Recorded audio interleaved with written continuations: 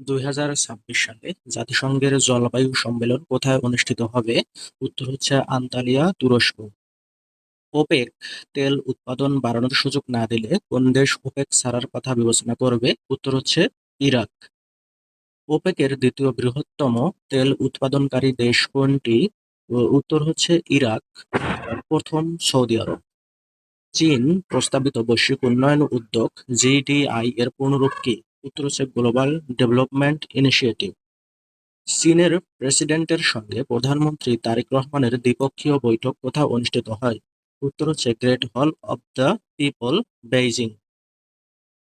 জাতিসংঘের সাধারণ পরিষদের নিয়মিত বার্ষিক অধিবেশন প্রতি বছর কোন মাসে শুরু হয়? উত্তর হচ্ছে সেপ্টেম্বর।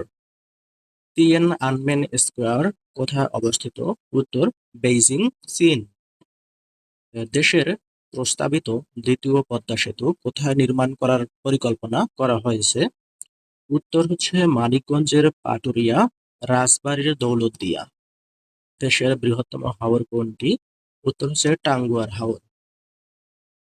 দ্য 11th আওয়ার বইটির লেখক কে? উত্তর হচ্ছে সালমান রুশদি। বর্তমানে বাংলাদেশের জ্বালানির কত শতাংশ আমদানি নির্ভর? উত্তর হচ্ছে 62.5%। বাংলাদেশ কত সালে চীনের belt and road initiative BRI এ আনুষ্ঠানিকভাবে যুক্ত হয়? উত্তর হচ্ছে 2016 সালে। বাংলাদেশে বাধ্যতামূলকভাবে বাংলা কিউআর চালু কবে হবে? কবে? উত্তর হচ্ছে 1 জুলাই 2026। বাংলাদেশের কোন নদী কার্প জাতীয় মাছের রেণুর প্রধান উৎস? উত্তর হচ্ছে হালদা নদী।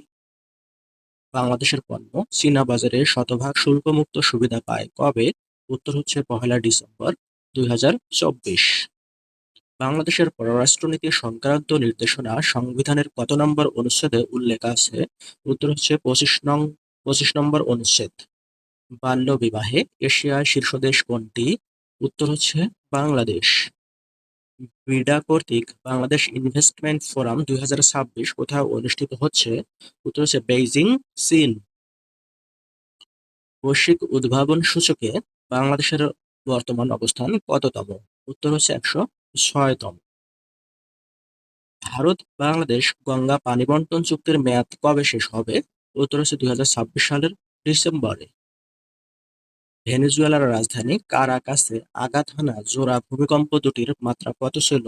উত্তর হচ্ছে 7.2 ও 7.5 মাত্রার। মাদক নিয়ন্ত্রণ ও অপরাধ প্রতিরোধে জাতিসংঘের বিশেষায়িত সংস্থার নাম কি? উত্তর হচ্ছে UNODC, United Nations office on drugs and crime. বাংলাদেশের প্রথম বিনিয়োগ কার্যালয় কোন দেশে খোলার ঘোষণা দিয়েছে সরকার? উত্তর হচ্ছে চীন।